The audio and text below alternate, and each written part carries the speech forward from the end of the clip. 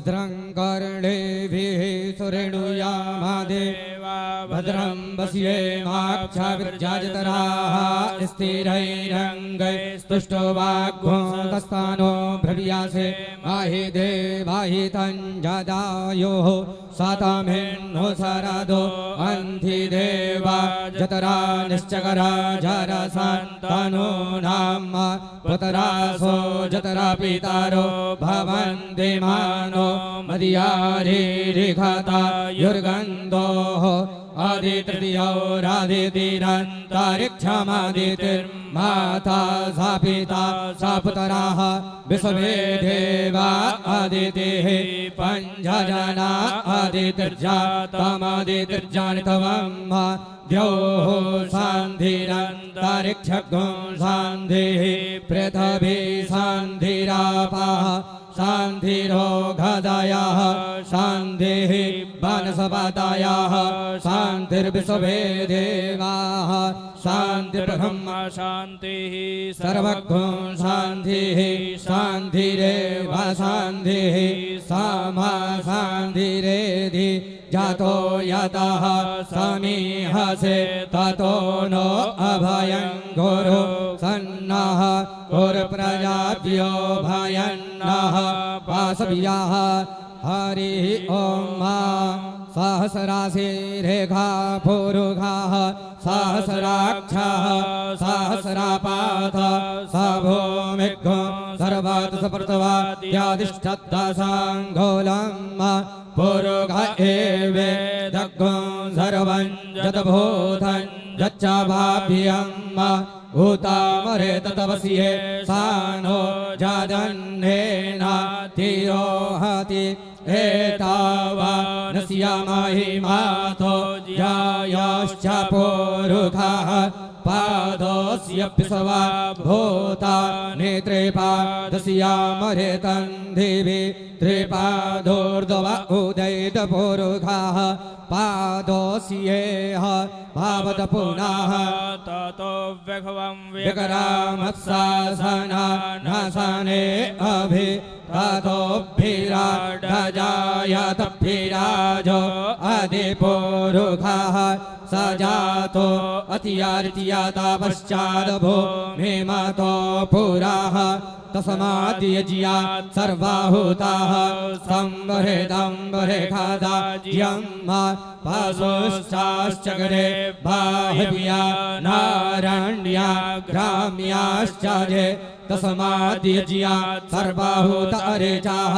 सामाने जनीरे छन्दाघोषे जनीरे तस्माद्यादुस्तस्मादजायता तस्मादस्वा अजायन्धाजे खेचो भयातताः गावो हाजनीरे तस्माज्जाता अजा भयाः तञ्जजियं भारे गवरक्षन् पुरुखं जातामग्नाताः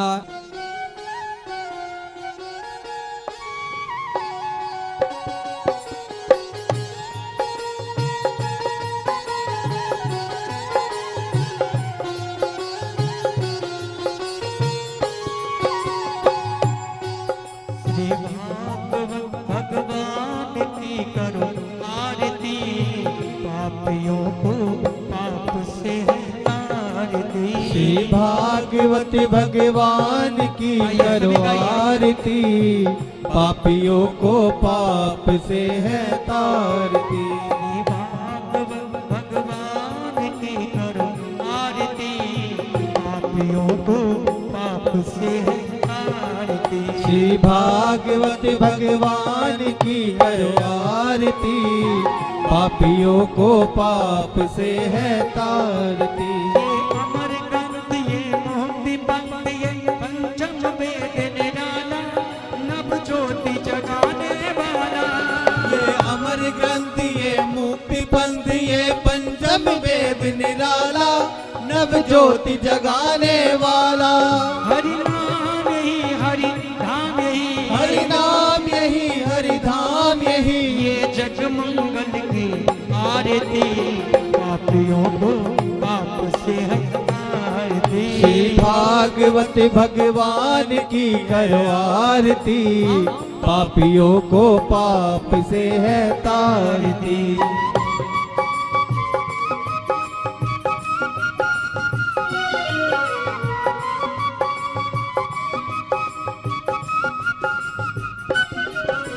शांत गीत पवन पुनीत पापों को मिटाने वाला, हरिदर कराने वाला। ये शांत गीत पावन पुनीत पापों को मिटाने वाला, हरिदर्श कराने वाला। ये सुख करनी ये दुख हरनी, ये सुख करनी ये दुख हरनी, ये सुख करनी ये दुख हरनी, ये सुख करनी ये दुख हरनी। श्री मधुसूदन की आरती, पापियों को पाप से है आरती। श्री भागवत भगवान की करो आरती, पापियों को पाप से है तारती। हरि बोल नारायण।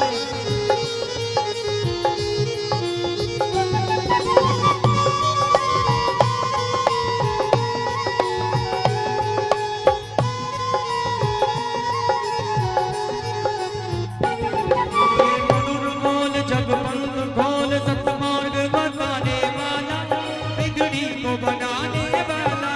ये मधुर बोल ये पंथ खोल, सतमार्ग बताने वाला, बिगड़ी को बनाने वाला।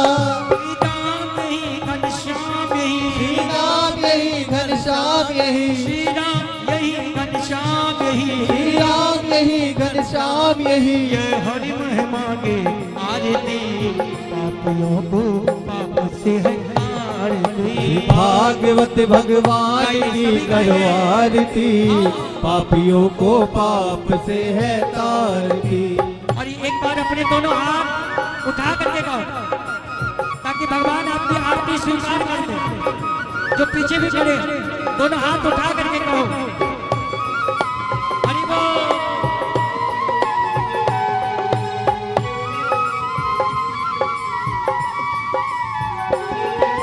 भागवत भगवान की करो आरती, पापियों को पाप से है तारती। भागवत भगवान की करो आरती, पापियों को पाप से है तारती। नाम तारम संसार सार भुजे निहार, सदा वसंतम हृदय विंदे भवम भवानी सहितं नमामि। त्वमेव माता च पिता त्वमेव, त्वमेव विद्युत् तथा त्वमेव, त्वमेव विद्या सर्वं त्वमेव, त्वमेव सर्वं मम देव देव, त्वमेव सर्वं मम देव देव, त्वमेव मम देव देव, त्वमेव सर्वं मम देव।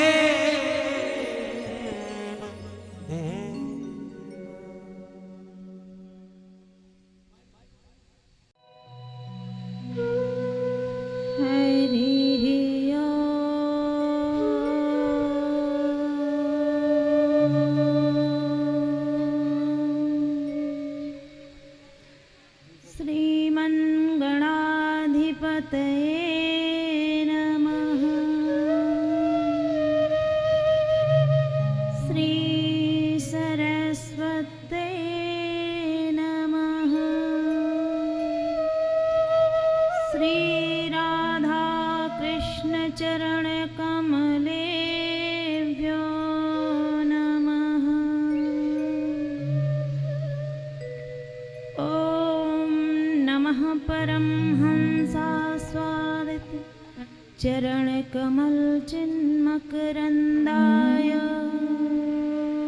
भक्त जनमानस निवासाय श्री रामचंद्राय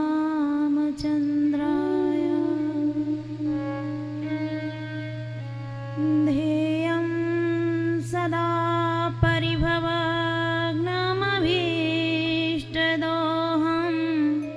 तीर्थास्पदं शिवविरिञ्चिनुतं शरण्यं भृत्यार्तिहं प्रणतपालभव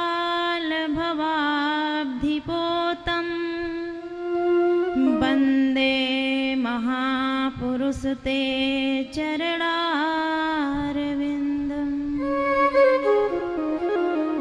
वंशी विभूषितकरान्नवनीरदाभा पीताम्बरादरुणबिम्बफलाधरोष्ठा पूर्णेन्दुसुन्दरमुखादरविन्दनेत्रा कृष्णात् परं किमपि तत्त्वमहं न जाने जन्माद्यस्य यतन्वयादितरतः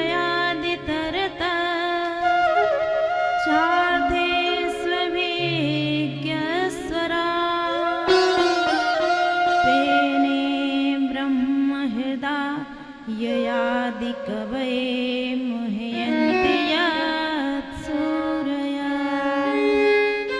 तेजो वारिमृदां यथा विनिमयो यत्र त्रिसर्गो मृषा नाम्ना स्वेन सदा निरस्तकुहकं सत्यं परं धीमहि कृष्ण त्वदीयपदपङ्कजपञ्जरान्ते अद्यैव मे विशतु मानसराजहंस प्राणप्रयाण समये कफवातपित्ते कण्ठावरोधन विधौ स्मरणं कुतस्ते लोकाभिरामं रणरङ्गधीरं राजीवनेत्रं रघुवंशनाथं कारुण्यरूपं करुणाकरन्तं श्रीरामचन्द्रं शरणं प्रपद्ये मनोजमं मारुततुल्यवेगं जितेन्द्रियं बुद्धिमतां वरिष्ठं वातात्मजं वानरयूथमुख्यं श्रीरामदूतं शरणं प्रपद्ये राधे मेरी स्वामिनी मैं राधे को दासी जन्म जन्म मोह कीजियो श्री वृंदावनवासी जन्म जन्म मोह कीजियो श्री वृंदावनवासी।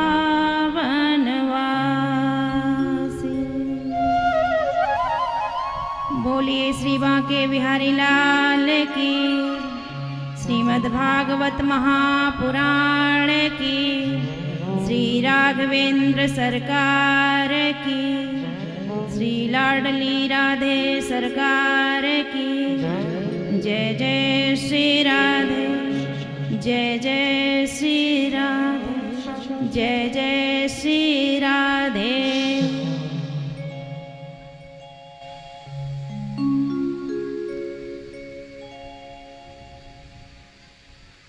परम सौभाग्य की बात है कि पूरे एक सप्ताह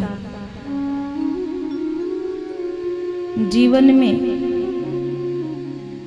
ऐसे अवसर बहुत कम मिलते हैं कि पूरे सप्ताह हम आप सब भगवान के गुणानुवादों को श्रवण कर पाए। पर ये अवसर हम आप सबके बीच में आया है।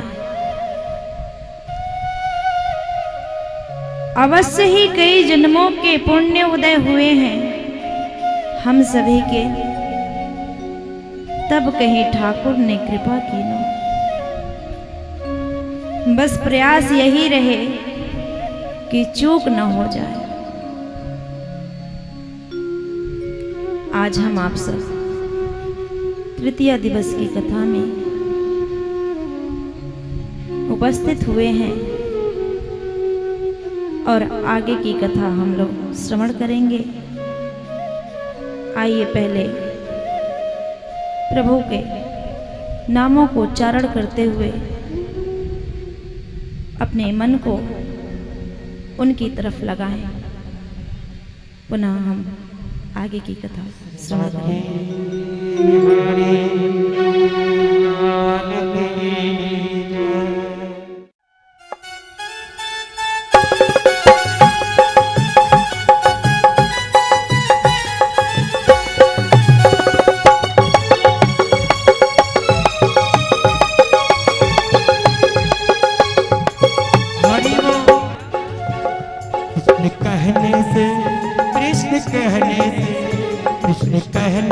तर जाएगा, पार भव से उतर जाएगा।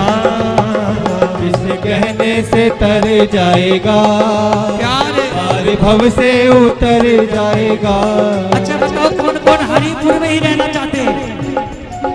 सब चाहते होंगे कि भव पार हो जाए। तो द्रौपदी की तरह आप भी हाथ ऊपर कर दो, प्रभु मेरा मुझ में कुछ नहीं, जो कुछ है सब आपका, और मेरी साड़ी खिंची जा रही है। आप आ जाओ गोवर्धन गिरधारी बचाने के लिए।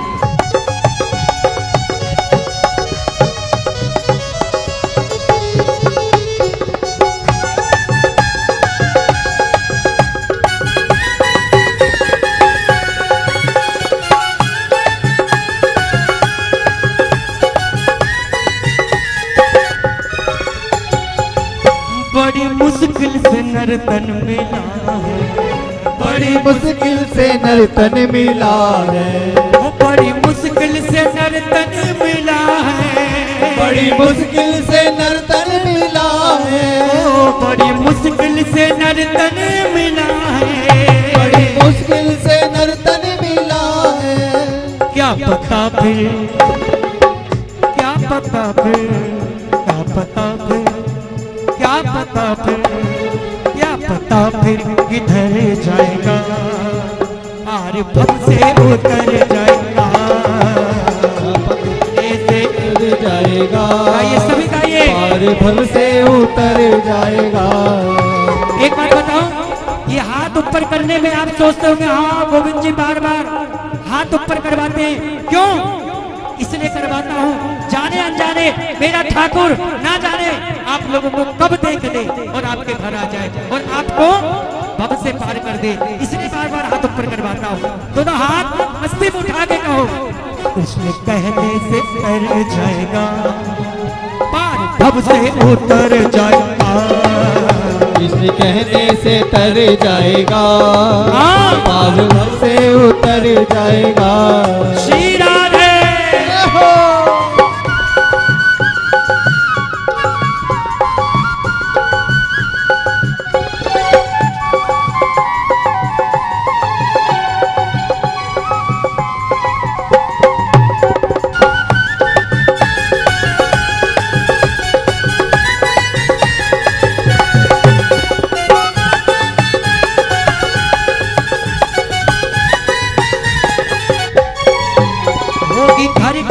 चर्चा तुम्हारी होगी, घर घर में चर्चा तुम्हारी। ऐसे चर्चा नहीं होता है घर में, कुछ अच्छे कर्म करके जाओ। जरूरी नहीं कि आपका फैक्ट्री दुकान मकान हाँ सब यही रह गए। 2020 में आप लोगों ने देखा है कर्म अच्छे कैसे, जो गुप्ता परिवार सभी एकत्रित होकर उनके मन में आया कि श्री जी के चरणों में हम भी स्नान करेंगे और गांव के सभी भक्तों को डुबकी लगाएंगे और रोज हाँ कीर्तन भी कराएंगे। ओ राधे राधे गोविंद गोविंद राधे, राधे राधे गोविंद गोविंद राधे, गोविंद राधे गोविंद राधे, बोलो गोपाल राधे, गोपाल राधे, बोलो गोविंद राधे, गोपाल राधे, बोलो गोपाल राधे, गोविंद राधे।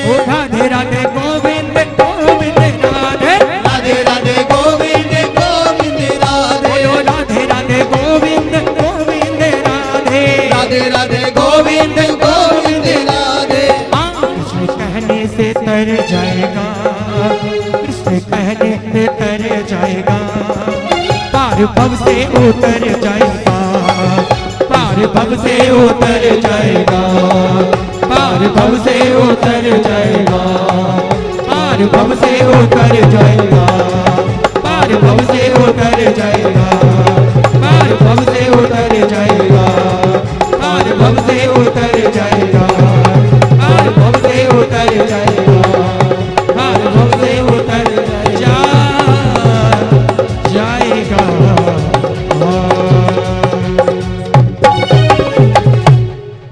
बोलिए श्री बांके बिहारी लाल की। किस किस को भवसागर से पार जाना है? अच्छा, भवसागर है क्या? पार तो जाना है। ऐसे ही भवसागर पार चले जाएंगे? क्या करना होगा? भगवान की कृपा प्राप्त करनी होगी। और हम मनुष्य ऐसे हैं कि बगैर किसी स्वार्थ के किसी की जय जयकार नहीं करते। जब चमत्कार देखते हैं तब नमस्कार करते हैं, चाहे फिर वो भगवान ही क्यों न हो। पहले ये देख लेते हैं कि कथा श्रवण करने तो चले जाएं, ठीक है, पर मिलेगा क्या? बदले में जब तक कुछ मिलता नहीं है तब तक मनुष्य कुछ करने के लिए तैयार नहीं होता है। मन में तो हमें लगता है कि 95% लोग ऐसे होंगे जो यही सोचते होंगे, आखिर कथा सुनने से मिलेगा क्या हमको? कुछ लेने के लिए ही आते हैं। एक गांव में एक महात्मा जी आए। गांव वाले सज्जन थे। जैसे ही महात्मा जी आए सबको पता लगा, सब उनका आवभगत कर रहे हैं। महात्मा जी को जब उनकी प्रीति बहुत दिखाई दी कि नहीं, इस गांव के लोग बहुत अच्छे हैं, जैसे हरिपुर के लोग बहुत अच्छे हैं, आप लोग बहुत अच्छे हो, सचमुच में बहुत अच्छे हो, तो महात्मा जी ने सोचा कि क्यों न इन्हें कुछ दे दिया जाए। और वो महात्मा थे, आप लोगों ने महाराष्ट्र के एक परमवीर शिवाजी का नाम सुना होगा। उनके गुरु थे श्री रामदास जी। तो श्री रामदास जी ने सोचा कि इन ग्रामवासियों को कुछ दे दूं। तो एक दिन सबको बिठा करके सत्संग प्रवचन कर रहे थे, अच्छी अच्छी बातें भगवान की बता रहे थे। और वहाँ के श्रोतागणों से उन्होंने पूछा कि भगवान के दर्शन करना चाहोगे? क्योंकि उनके कथा में, प्रवचन में ये सुनने को मिलता था कि जब भगवान मिल जाते हैं तो सभी दुख दूर हो जाते हैं। तो लोगों ने पूछा कि भगवान कैसे मिलेंगे? तो रामदास जी ने पूछा कि क्या भगवान के दर्शन करना चाहोगे? अगर आप लोगों से पूछा जाए कि भगवान के दर्शन करना चाहोगे तो क्या कहोगे? हाँ, कौन कौन दर्शन करना चाहेगा? वाह, बहुत सुंदर, सब करना चाहेंगे। तो इस प्रकार से उस गांव के भी लोग सभी सज्जन थे। उन लोगों ने आपकी तरह हाथ उठा दिया कि हाँ, हम सब करना चाहेंगे दर्शन। महाराष्ट्र के उस ग्राम में संत रामदास जी उन ग्रामवासियों पर बड़े प्रसन्न हुए और बोले कि आप लोगों के भीतर बड़ी भाव भक्ति है, भगवान के दर्शन करने चाहें जो भी, वो आज संध्या वेला में हमारे पास आए। उनके आज्ञा अनुसार इसी प्रकार से दरी बिछा दिया गया।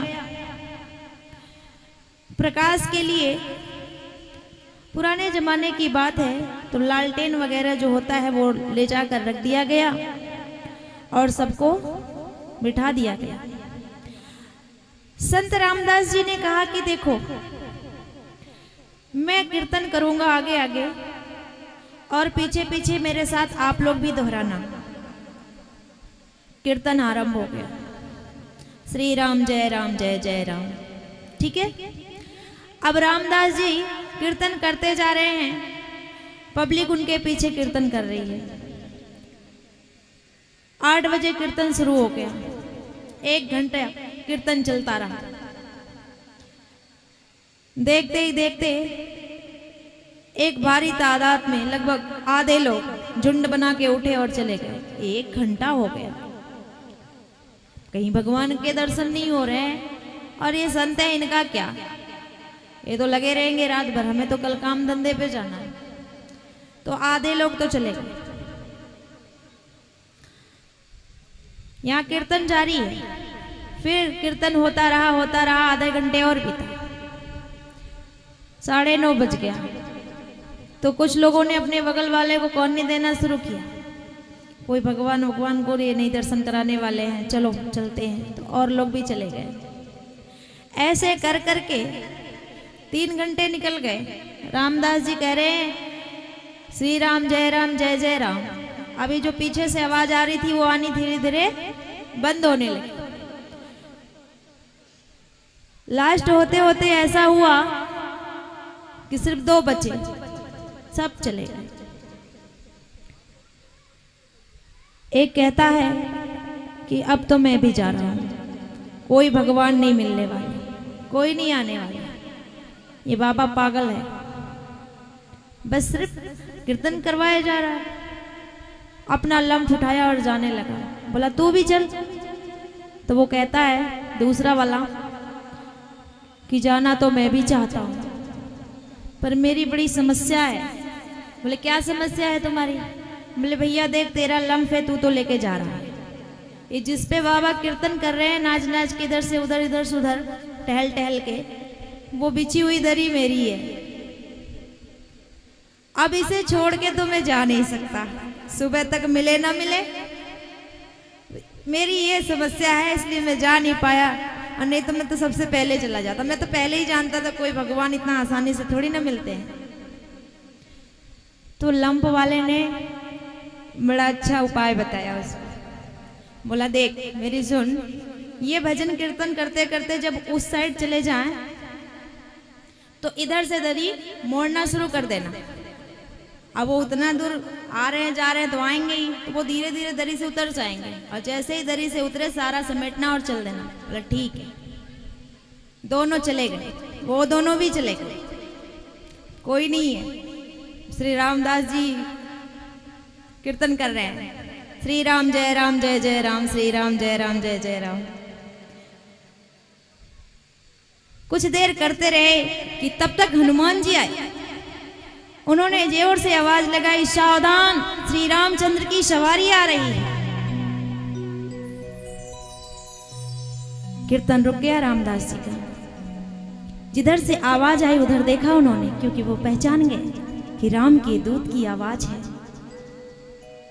भक्त शिरोमणि हनुमान जी की आवाज है। उन्होंने आंखें खोल करके देखा हनुमान जी को और कहा कि आप मेरे भक्तों को प्रभु के दर्शन कराइए। हनुमान जी दर्शन कराइए, बड़ी देर से प्रतीक्षा कर रहे हैं।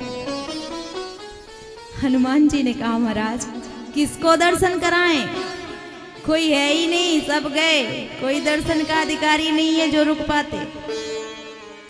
तो अभी आप लोगों ने कहा था ना कि हम सब भगवान से मिलना चाहते हैं।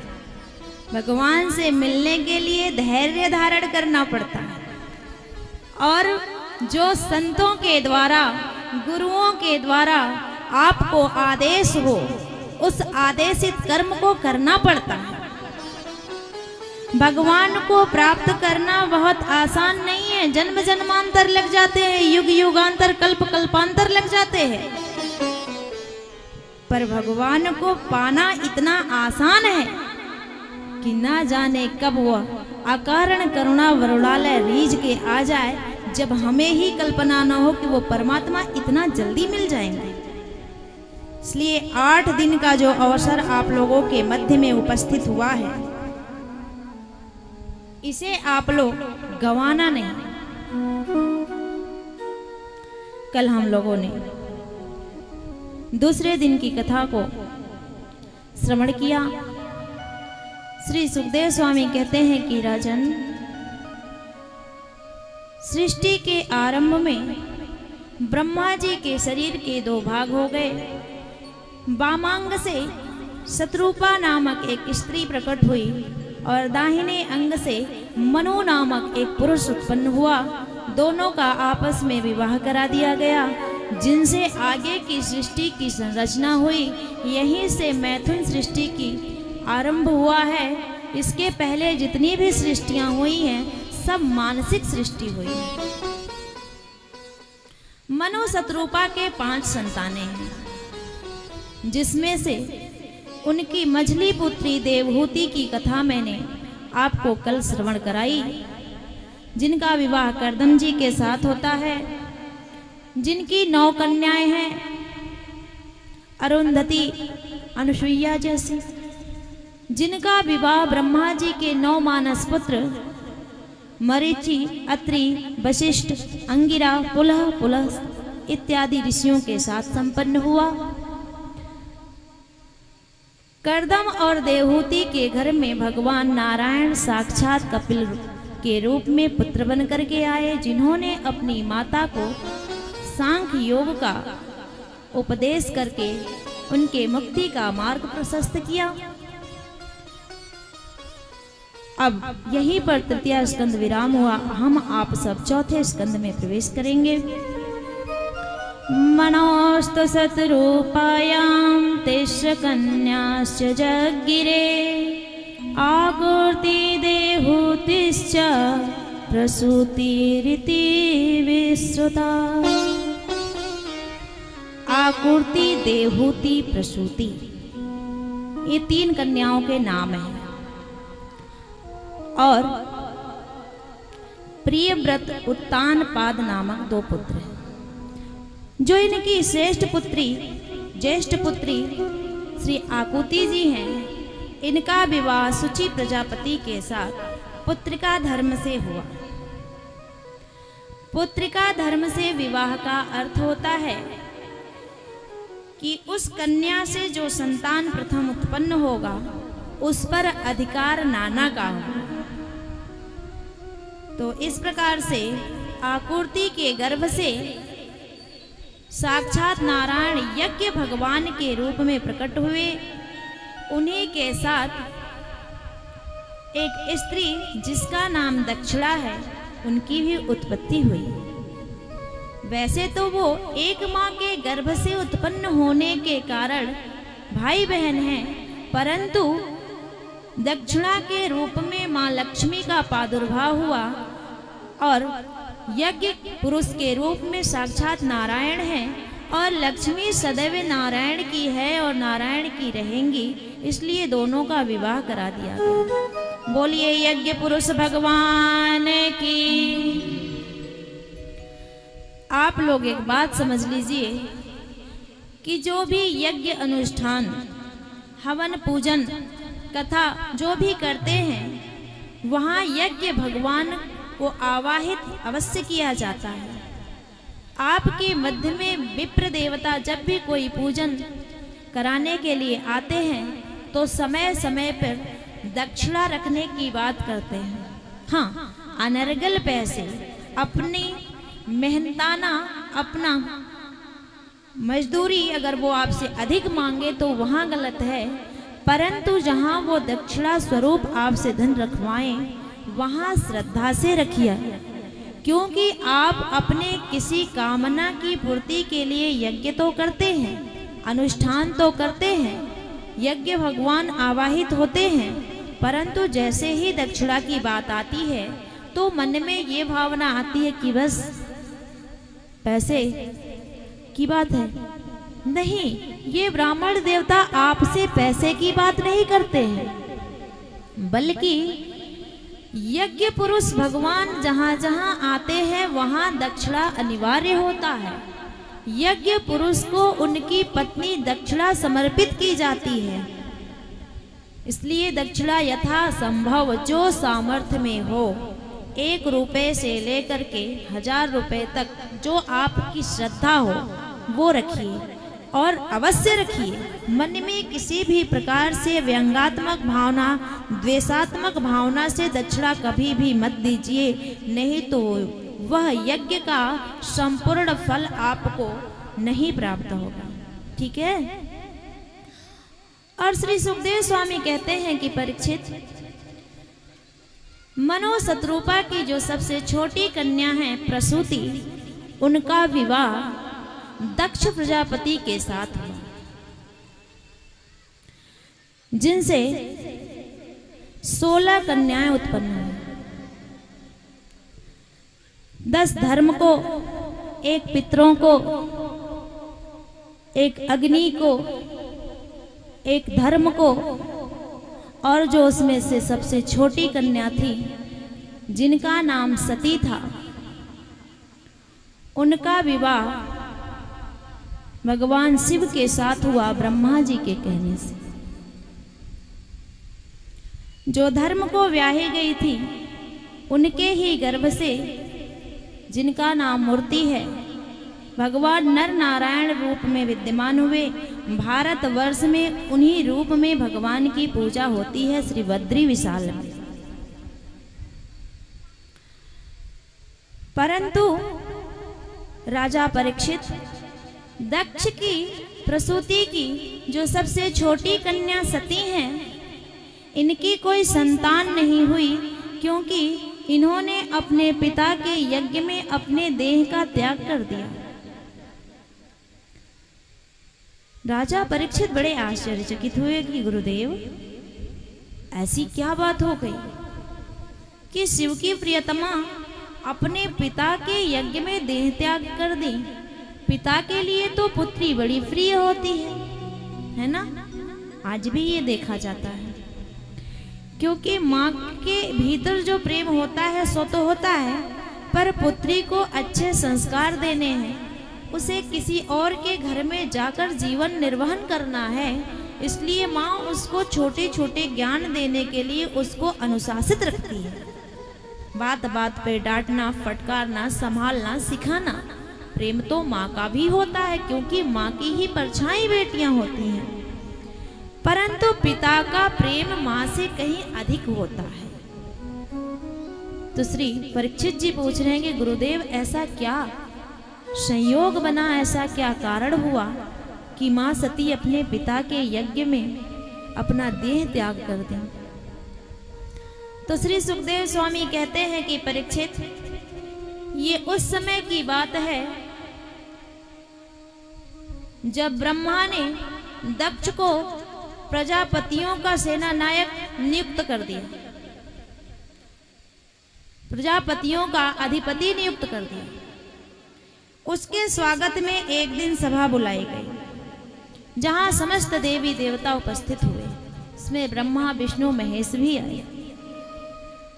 सभा में जब दक्ष ने प्रवेश किया, क्योंकि वो वहां का विशिष्ट है, मुख्य है, तो जब दक्ष ने वहां उस सभा में प्रवेश किया तो समस्त देवता खड़े हो गए स्वागत में, सत्कार में। पर ये जो तीनों देव थे, ब्रह्मा, विष्णु, महेश, ये खड़े नहीं हुए।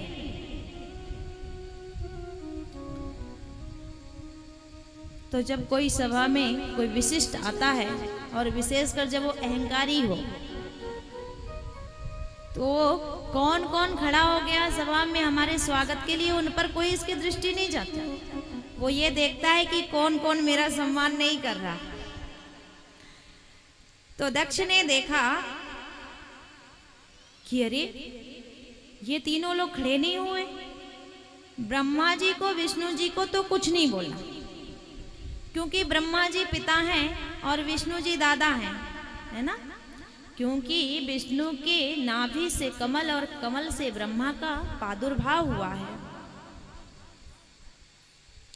परंतु जैसे ही उसने शिव जी को देखा कि दामाद है, मैं ससुर हूं और मेरा स्वागत नहीं करता, बैठा हुआ है, और जैसे ही सभा को संबोधित करने के लिए माइक हाथ में आया, तो सबसे पहले यही कहा कि सज्जनों की सभा में ऐसे दुर्जनों को कौन बुलाता है?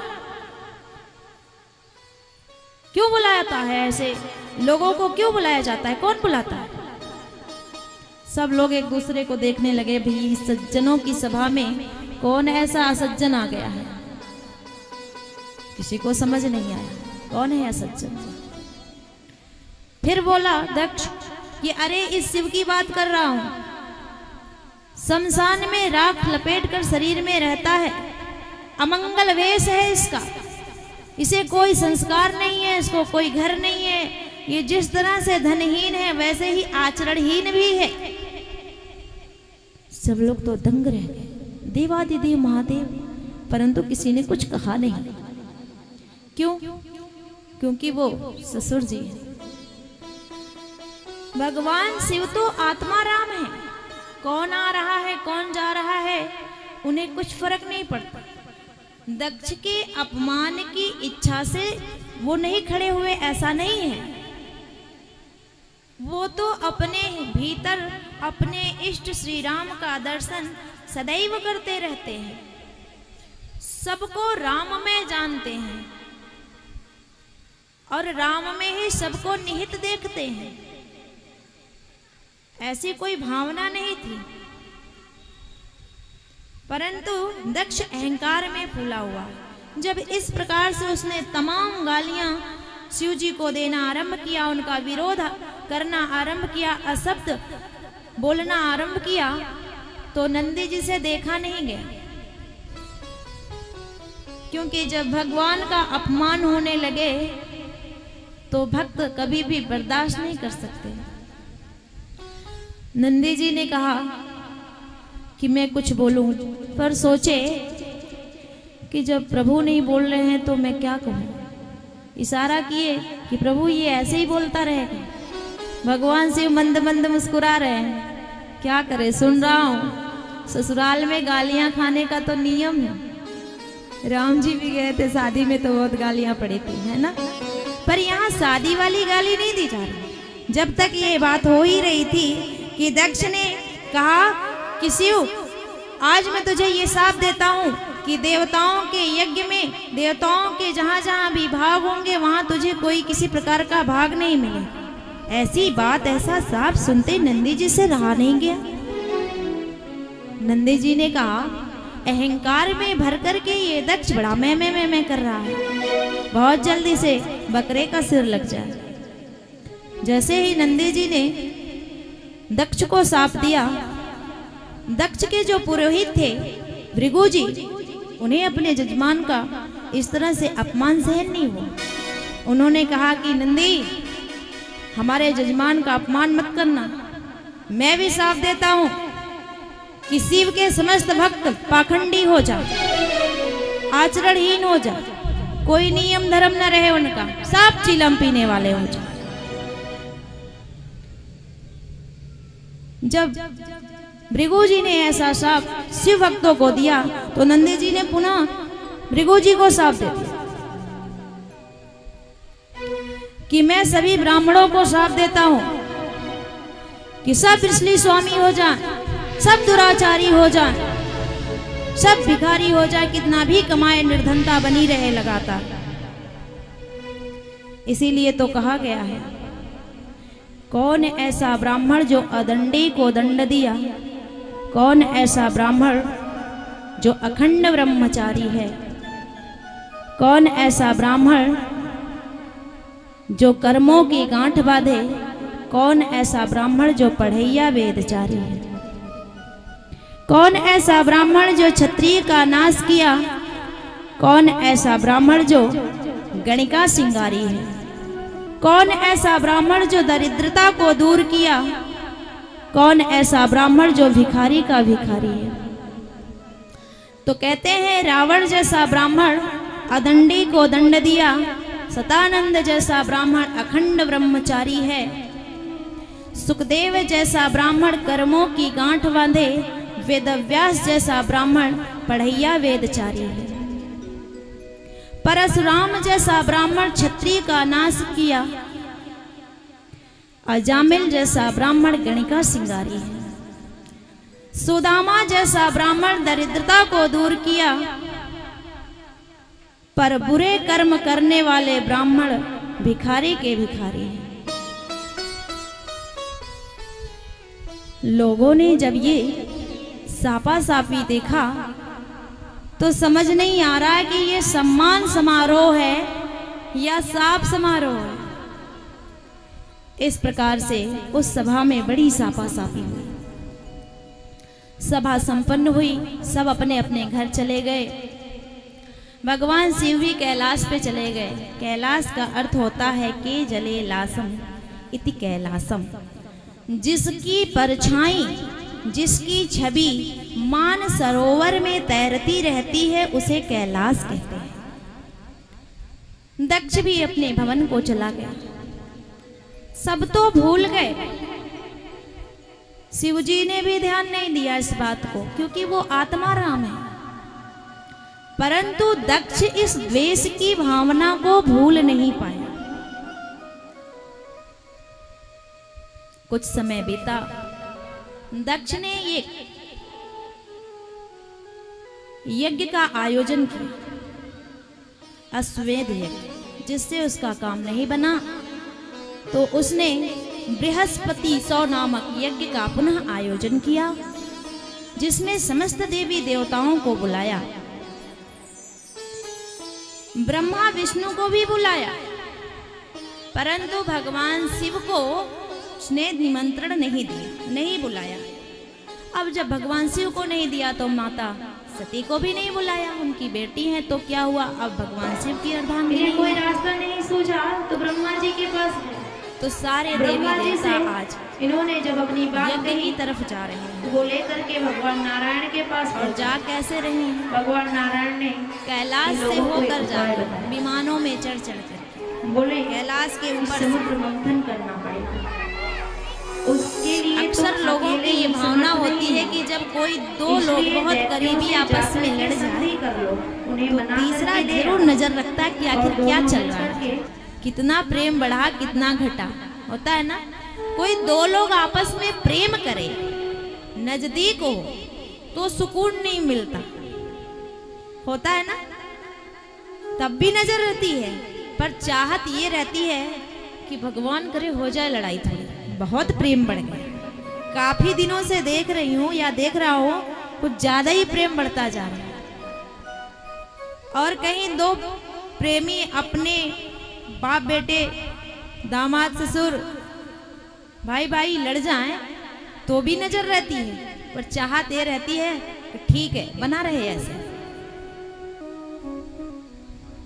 मच्छर है ये भीतर का, है ना। बाहर एक मच्छर होता है जो काट कर चला जाता है तो वहां पर दर्द सा होने लगता है।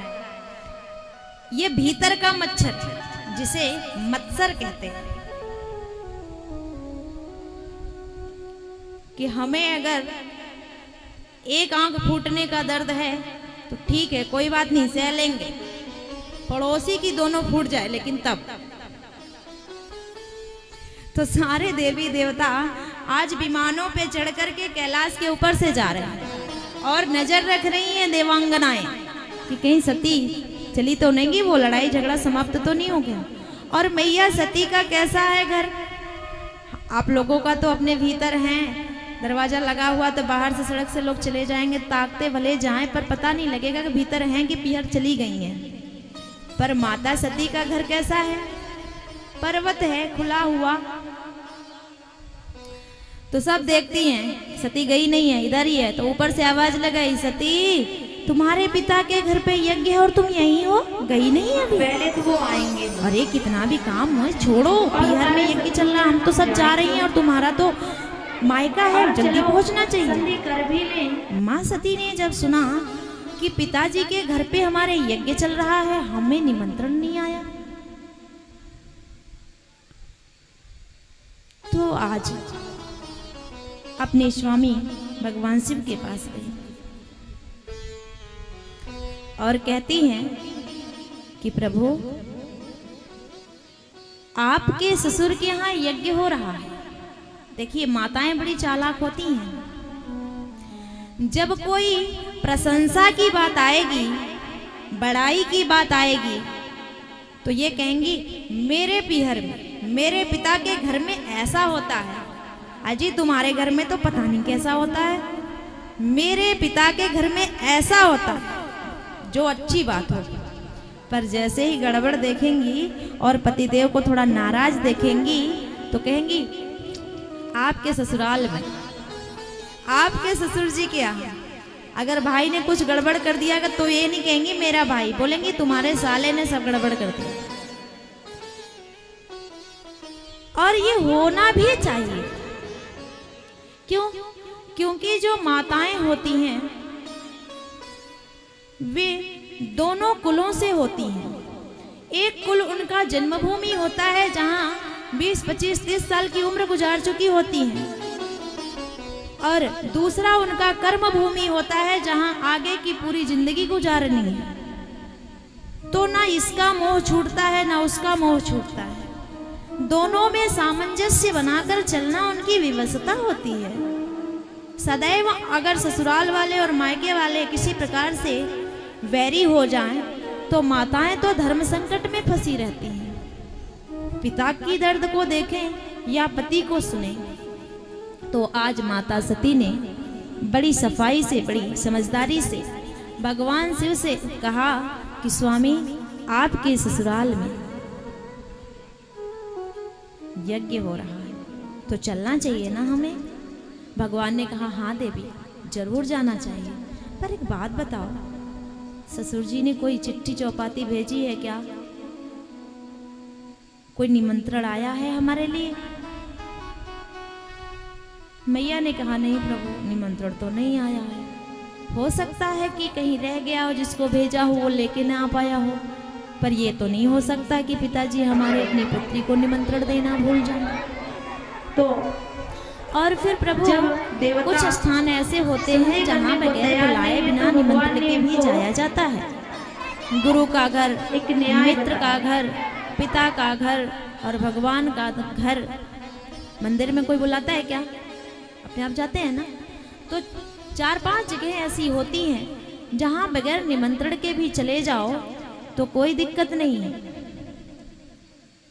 भगवान ने कहा देवी आप बात तो बहुत अच्छी कर रही हैं, मैं सब समझता हूँ आपकी भावनाओं को, परंतु जहाँ किसी प्रकार की मन मुटाव ना हो, द्वेष की भावना ना हो, वहाँ जाने पर आदर होता है। पर जहाँ किसी भी प्रकार के मन में मैल हो वहाँ नहीं जाना चाहिए, चाहे वो अपने पिता का ही घर क्यों ना हो। तो मैया ने कहा कि हमारे पिता से हमारे बीच में ऐसा क्या मैल है? तो भगवान शिव ने आज वो बात बताई मैया को जो उस सभा में घटना घटी थी। हमारे पुरुष वर्ग के जितने भी सज्जन लोग होते हैं उनमें एक गुण बहुत विशेष पाया जाता है जो भगवान शिव में है। वो अपने भीतर के दर्द को, अपने भीतर की खुशी को, अपने भीतर के गुप्त रहस्यों को जल्दी किसी पर प्रकट नहीं करते। और भगवान शिव देवों के देव महादेव हैं। आप लोगों ने मानस में एक प्रसंग सुना होगा कि माता सती सीता का रूप धारण करके जिस समय भगवान राम की परीक्षा करती हैं, और यह बात जब शिव जी को पता लगता है तो मन ही मन संकल्प से मां सती का त्याग कर देते हैं, परंतु मां सती पर क्रोधित होकर के प्रकट नहीं करते। जब आकाशवाणी होती है तब मां चिंतित होती है कि प्रभु ने ऐसा क्या संकल्प कर लिया। हाँ, लेकिन जो ओछी बुद्धि के होते हैं, जो गलत संगति वाले होते हैं, जो उल्टे सीधे भोजन को ग्रहण करने वाले होते हैं, जो दारू शराब की नशे में होने वाले होते हैं, वही पुरुष अपनी स्त्रियों के साथ दुराचार करते हैं, क्रोध करते हैं, उनसे गलत व्यवहार करते हैं। वरना हमारे पुरुष और विशेष हमारे भारतीय परंपरा में, हमारी भारत माता की भूमि में उत्पन्न होने वाले पुरुष अपने धर्म का निर्वहन ऐसे करते हैं, अपने दर्द को, अपनी पीड़ा को ऐसे सहन करते हैं कि दूसरों के बोझ उठाते रहते हैं, जिंदगी भर दूसरों के अश्रु पोंछते रहते हैं, दूसरों के दर्द सुनते रहते हैं, भाग कर दौड़ कर कमा कर सेवा करते रहते हैं, पर अपना दर्द प्रकट नहीं करते। तो इतने दिनों तक भगवान शिव ने मैया सती को कुछ बताया नहीं। आज ये बात बताई कि देवी आपके पिता हमसे बैर रखते हैं। बड़ी भूल हो गई कि वो आए जब सभा में तो हम खड़े नहीं हुए, पर मेरे मन में ऐसी कोई मनसा नहीं थी कि मैं उनका अपमान करूं, पर वो ऐसा ही मानते हैं। तो मैया ने कहा, आपने ये बात हमें बताई क्यों नहीं? भगवान कहते हैं, निज मन की व्यथा मन ही राखो गो, सुन इठ लई हैं लोग सब बाटन लई हैं को। कि अपने मन की जो खुशी हो वो लोगों में कह दो, अपने खुशी में उनको जाकर के बुला करके भागीदार बना लो, लेकिन अपने दुख को, अपनी पीड़ा को सिर्फ उन्हीं से कहो जो समझते हो, अन्यथा किसी से कहना नहीं चाहिए। मैया ने कहा, अच्छा ठीक है, आपने पहले बताया होता तो मैं सब ठीक कर लेती, पर नहीं, कोई बड़ी बात नहीं है। इतनी छोटी छोटी बातों के लिए इतने गहरे गहरे रिश्ते तोड़े नहीं जाते हैं, हमें चलना चाहिए। और हम जब जाएंगे तो उन्हें बड़ी प्रसन्नता होगी। भगवान ने कहा, आवत ही हर्षे नहीं नैनन नहीं स्नेह, तुलसी वहाँ न जाइए चाहे कंचन वर्षे में। तेन देवी जहाँ जाने से उनके नजरों में हमारे लिए स्नेह न हो, और जहाँ जाने से अपना हृदय हर्षित न हो, वहाँ नहीं जाना चाहिए। चाहे वह मेघ बादल कंचन अर्थात सोना ही क्यों न बरसा रहे, सोना प्राप्त होने का लाभ हो, वहाँ भी नहीं जाना चाहिए। अगर लोगों को प्यार से बुलाते हुए आपको न लगे, श्रद्धा न दिखे, सम्मान न दिखे, आपको खुशी न हो, वहाँ कदापि जाना नहीं चाहिए। तो मैया ने कहा कि प्रभु, ये रिश्ते टूट जाते हैं तो बड़ा मुश्किल होता, जुड़ते नहीं, मुझे जाने दीजिए। प्रभु ने बहुत समझाया, मैया नहीं मानी। जब भगवान शिव ने देख लिया कि सती अब मानने वाली नहीं है, ये जाएंगी ही जाएंगी, कभी मैया सती थोड़ी दूर जाती हैं, फिर पलट कर देखती हैं कि क्या पता मेरे जाने से प्रभु भी साथ हो ले, पर देखती हैं कि प्रभु नहीं आ रहे हैं, तो फिर लौट जाती हैं। फिर जाकर प्रभु से दो चार बातें करती हैं कि चलिए स्वामी, अच्छा मुझे आज्ञा दीजिए। तो प्रभु कहते हैं ठीक है जाइए। तो मैया फिर चल देती हैं। और इस बार भगवान शिव ने देखा कि सती अब जाने के ही लिए तत्पर हो चुकी हैं, तो नंदी इत्यादि अपने गणों को उन्होंने आदेश दिया कि जाओ सती को महारानी की तरह उनके पिता के राजमहल तक ले जाओ छत्र चंवर के साथ। नंदी अपने गणों के साथ आए। मैया मैया हम भी मामा के यहाँ चलेंगे। मैया बोली चलो सब आओ मेरे साथ। मैया अपने पिता दक्ष के राजमहल में गए। वहां जाकर के देखा तो उनकी सारी बहनें पहले से उपस्थित हैं, पर बड़ी मुस्कुरा रही हैं सती को देखकर। आओ आओ सती, बड़ी देर हो गई, तुम्हें तो पहले ही आना चाहिए था, तुम्हारे पतिदेव नहीं आए। इस प्रकार से व्यंगात्मक शैली में बहनें पूछ रही हैं। मैया ने सोचा कोई बात नहीं, माँ जो उनकी हैं प्रसूति दी, वही अपनी बेटी को देखकर हर्षित हुई और किसी को कोई खुशी नहीं हुई। पिता भवन जब गई भवानी, दक्ष त्रास काहुन सन्मानी। दक्ष ने सबको कह रखा है कि सती या शिव कोई आ जाए तो आप लोग बोलना मत, नहीं तो मैं दंड दूंगा। इसलिए आज जो देवी देवता मैया सती के साष्टांग दंडवत करते थे, आज उन्हें पलटकर राम राम भी नहीं कर रहे। मैया को बड़ी आश्चर्य।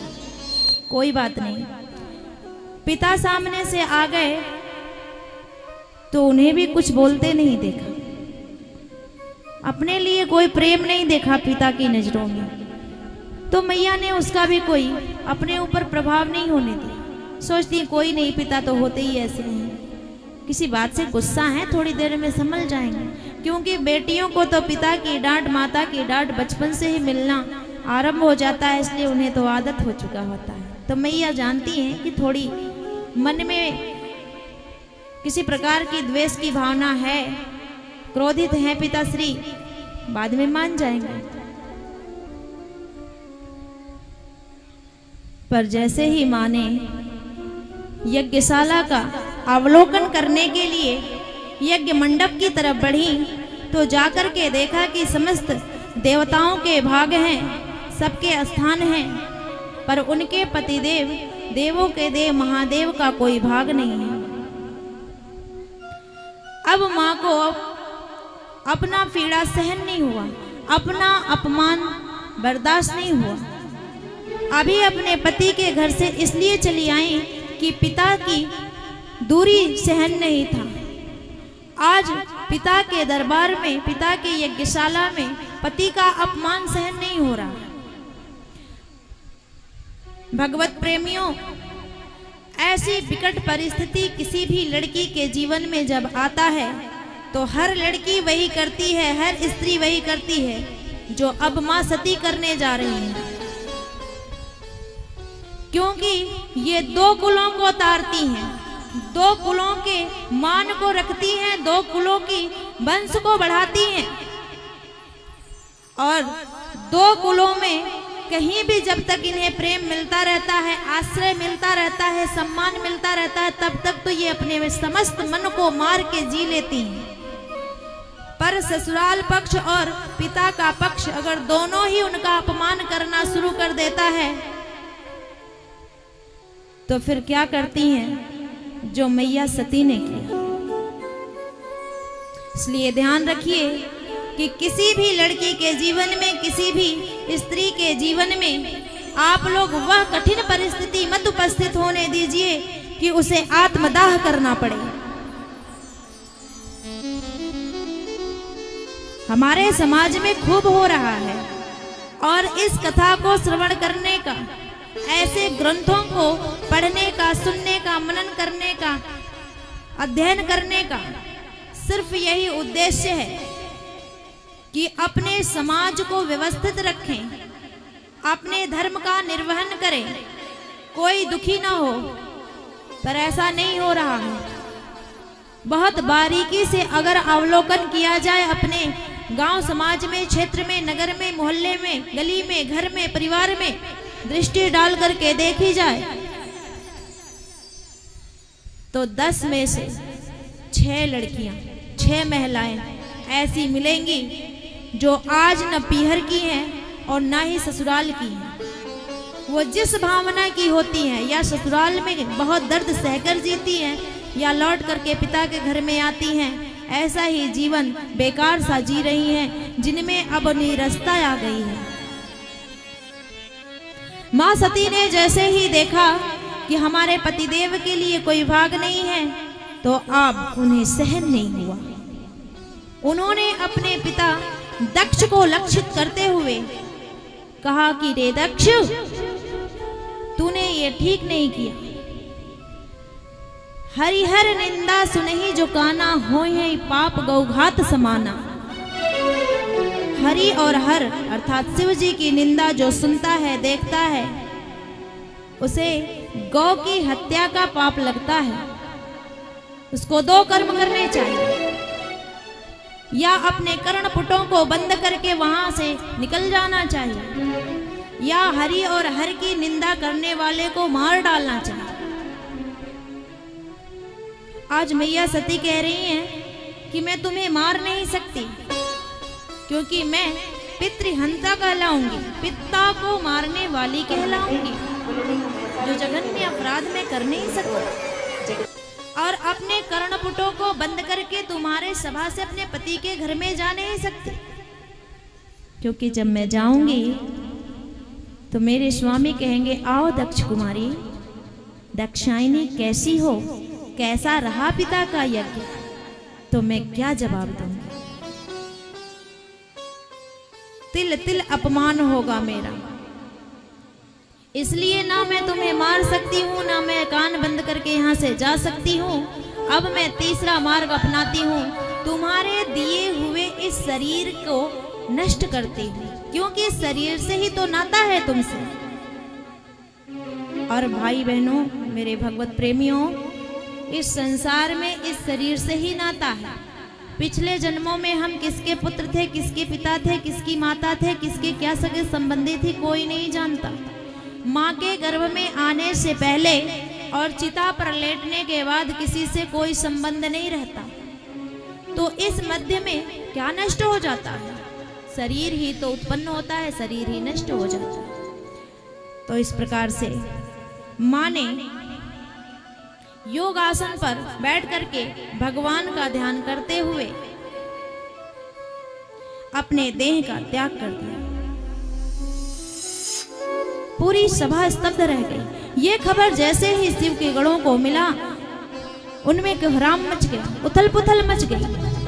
उन्होंने जैसे ही भाग करके उन लोगों को मारने की कोशिश की, उन्हें लोगों ने वहां मारना आरंभ कर दिया। यह खबर किसी प्रकार से भगवान शिव तक पहुंची।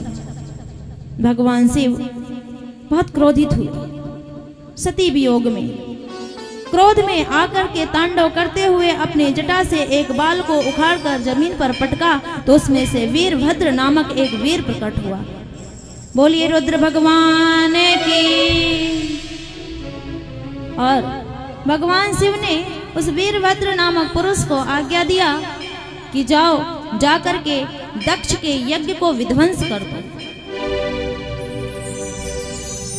वीरभद्र, मणिमान, बबंध इत्यादि भगवान के प्रधान सेनापतियों को, गढ़ों को लेकर के दक्ष के यज्ञशाला की ओर आए। इतनी तेज गति से भूत, पिशाच, डाकनी, शाकनी इत्यादि गढ़ों को लेकर के वीरभद्र आए कि आते ही सारे यज्ञशाला को तहस नहस कर दिया।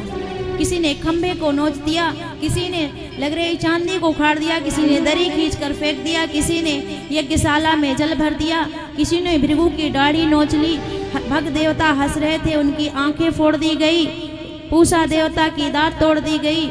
और दक्ष जब देखा कि अब मेरा ही नंबर आने वाला है तो भागने लगा।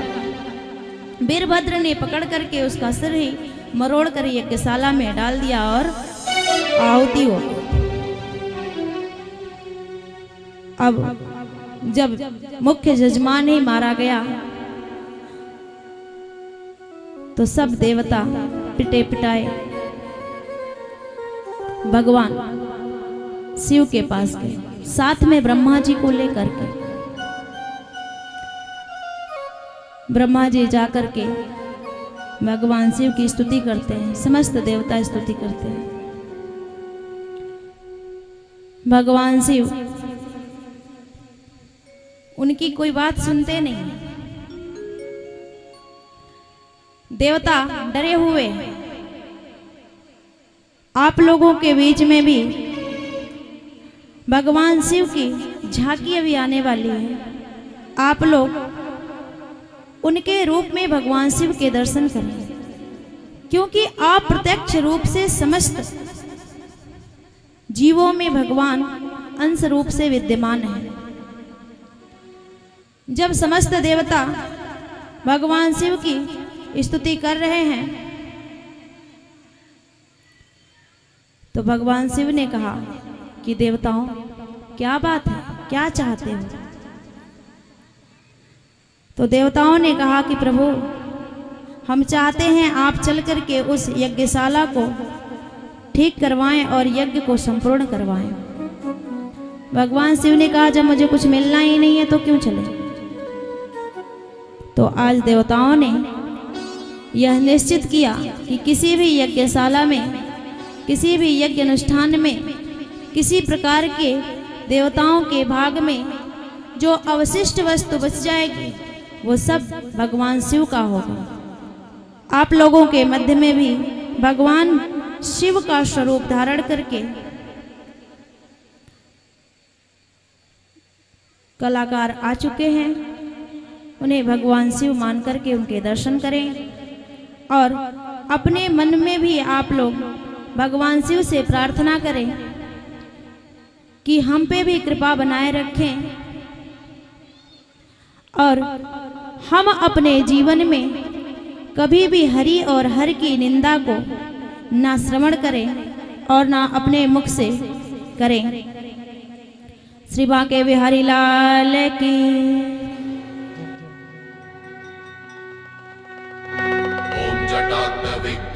जलम प्रवाह पावितस्कले कले बलं बलं वितांबुजं गतुंग मालिका डमक डमक डमक विनाटमर्वय जकार चंड तांडवं नमो सुभः शिवः शिवं शिवः शिवम्।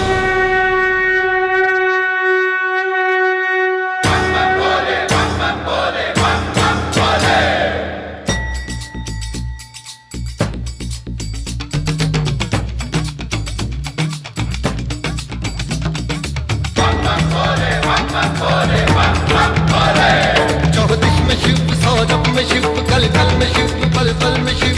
ओम नमः शिवाय। घुंघरू में शिव, डमरू में शिव, डम डम में शिव, सरगम में शिव। हरि नि सा म ग म ध ग नि सा ध नि ध न नि सा ध नि सा ध नि सा।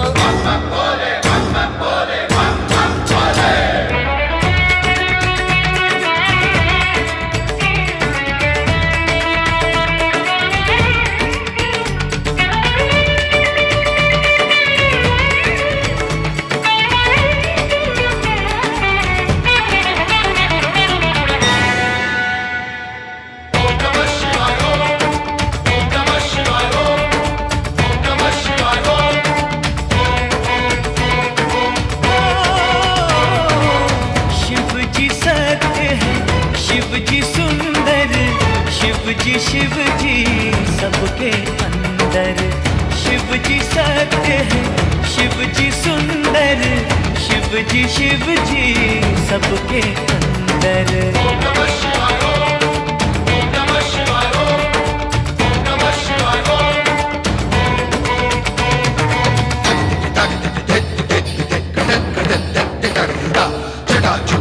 गंगा जल शीश चंद्रमाल लाडल व्याल व्याल ग्रीवा गज पुलकत त्रिपुंड कानन मुंडन हलकत भस्म अंग त्रिनेत्र दिगंबर करधर गिरि कैलाश शिखर पर कर त्रिशूलधारी त्रिपुरारी चम चम चनन चम चम चम चम चम चम चनन चम चम चनन चम चम चनन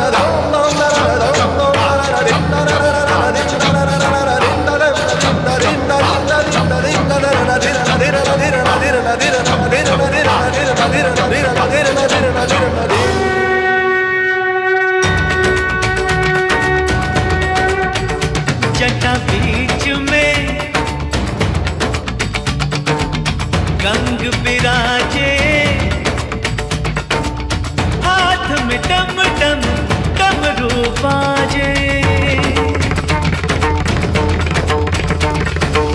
शिव शिव गाए दुनिया सारी, शिव की महिमा सबसे न्यारी। ओम नमः शिवाय ओम, ओम नमः शिवाय ओम, ओम नमः शिवाय ओम। शिव शिव गाए दुनिया सारी, शिव की महिमा सबसे न्यारी, शिव की महिमा सबसे न्यारी। ओम नमः शिवाय ओम, ओम नमः शिवाय ओम, ओम नमः शिवाय ओम। अखियन अखियन शिव की सूरत, शिव की मूरत मंदर मंदर। शिव जी सत्य है, शिव जी सुंदर, शिव जी सबके अंदर। ओम नमः शिवाय ओम, ओम नमः शिवाय ओम, ओम नमः शिवाय ओम। bum bum bum giri chang chang chang chang dari guru gutta gutta ditta ditta rama rama chana na na na na om devi devi damarupa giri kailash shikar par raj devim devim dari pratanga paj shish chandra varadanga viraj tumhara mahar sab sukh saaj kar trishul damaru liye naaj shiv cham cham cham chana na na na na shiv cham cham cham chana na na na na chum chum chum chum na na na ta ta tay tay tay tay tay ta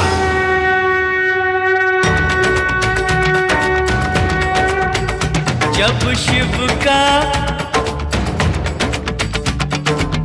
Trinetra खुल जाए धरती कांपे नभ घबराए जो बैरी शिव से टकराए उसको कोई बचा ना पाए